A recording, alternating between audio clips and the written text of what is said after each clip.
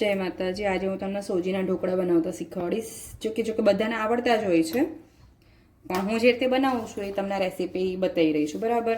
મેં અહીંયા 2 વાટકી સોજી લીધી છે, જેથી મારી એક ડીશ કમ્પ્લીટ બની જાય। આ સાઈઝની એક ડીશ છે, આ ડીશ મારી 2 વાટકી સોજીમાં બની જાય છે। એની સામે 1 વાટકી મેં દહીં લીધું છે। હું પહેલાં સોજીને દહીંમાં જ એ કરી દઈશ, પછી એમાં થોડી છાશ કે પાણી તમારી જે ઈચ્છા હોય નાખી શકો છો। મને સોજીના ખાટા ઢોકળા સારા ભાવે છે, એટલે હું એ બનાવી રહી છું। તમે જોઈ શકો છો કે સોજી આખી પલળી ગઈ છે એટલા દહીંમાં। હવે એમાં છે ને થોડું આપણે પાણી રેડીશું, જેથી એકદમ સોજી થઈ જાય કમ્પ્લીટ।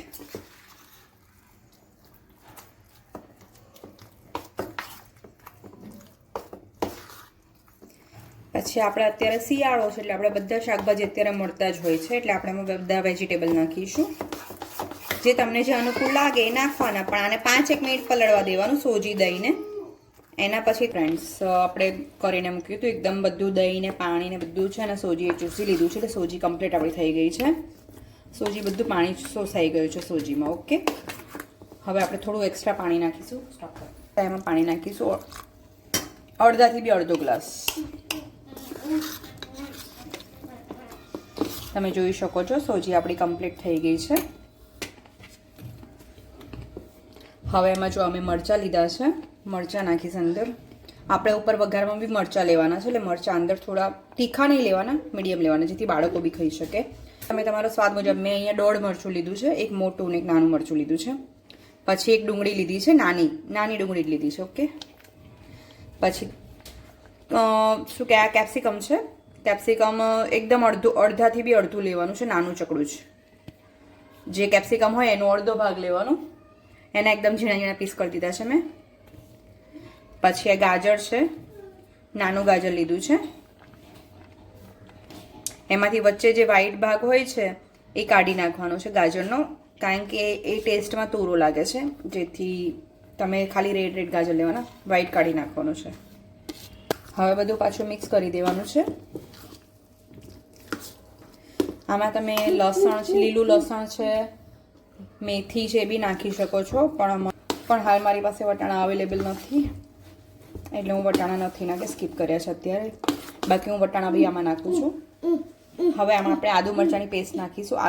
મરચાં તો આપણે નાખ્યા છે ઓલરેડી, એટલે આદુ અને લસણની પેસ્ટ નાખીશું।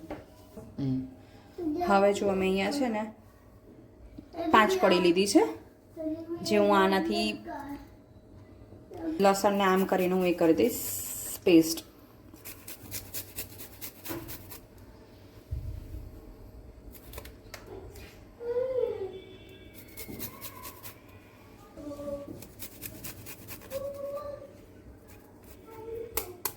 હવે જો આદુ છે, આનું અડધું જ લેવાનું છે આપણે।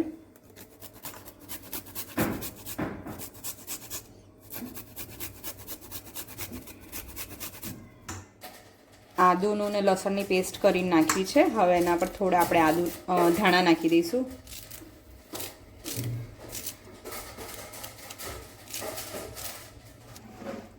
હવે બધું મિક્સ કરી દેવાનું આપણે। આ બધું મિક્સ કરી દેવાનું, એકદમ આદુ મરચાં અને લસણ ને બધું મિક્સ થઈ જવું જોઈએ। મારા પાસે થોડું લીલું લસણ છે, જે હું આમાં નાખું છું। લીલું લસણ થોડું, બહુ વધારે નથી નાખતી, ટેસ્ટ પૂરતું જ નાખું છું।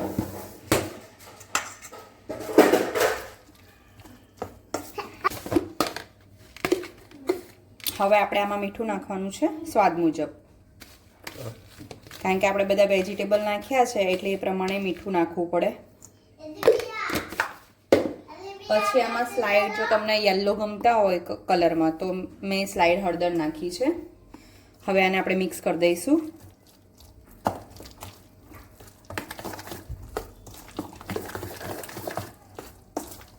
હળદર નાખવી ના નાખવી તમારી ઈચ્છા છે, હળદર વગર બી ચાલે છે। હવે ઈનો નાખીશું। ખાવાનો જે સોડા આવે, હું આમાં છે ને ઈનો વાપરું છું, એટલે મેં ઈનો નાખ્યો છે।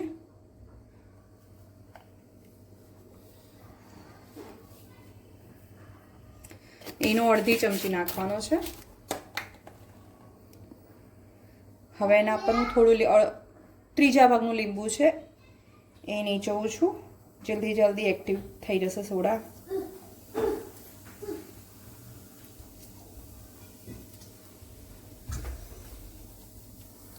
હવે આને એક જ ડાયરેક્શનમાં હલાવવાનું, મિક્સ કરવાનું.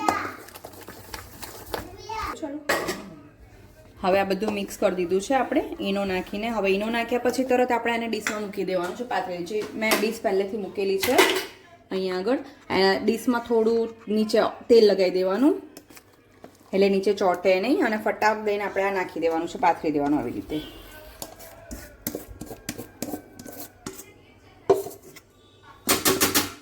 તમે જોઈ શકો છો કે મારી એક જ ડીશ કમ્પ્લીટ થઈ ગઈ છે. સ્ટીમ કરવાનું છે. હવે એને નીચે પાણી ભરેલું છે ને, થોડું ઘણું પહેલેથી જ સ્ટીમ થયેલું હતું. હવે એને ઢાંકી દેવાનું છે. ઢાંકીને એને 20 મિનિટ રાખવાનું. 20 મિનિટ પછી હું તમને બતાવીશ. જો હવે આપણે 20 મિનિટ થઈ ગઈ છે. હવે આપણે ગેસ બંધ કરી દેવાનું. આપણા ઢોકળા રેડી થઈ ગયા છે, તમે જોઈ શકો છો. હવે તમારે એને ચેક કરવા હોય તમે એને આમ અંદર નાખશો એટલે કોરી આવશે. દેખાય છે તમને? એકદમ સ્ટીક આવી ગઈ પાછી આમ નાખ્યા પછી. તમે ચપ્પાથી બી ચેક કરી શકો છો. તમારી પાસે આ ના હોય સ્ટીક તો તમે આમ ચપ્પાને આમ નાખો. જુઓ, ચપ્પો એકદમ કશું ઉપર ચોટ્યું નથી. દેખાય છે તમને? એકદમ પ્લેન આવ્યું છે. ઓકે, એટલે આપણા ઢોકળા થઈ ગયા છે.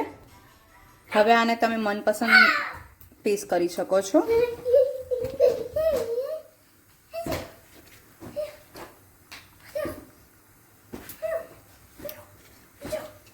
થશે પણ મેં ગરમમાં પીસ કરી રહી છું એટલે પીસ થોડા એ થાય છે.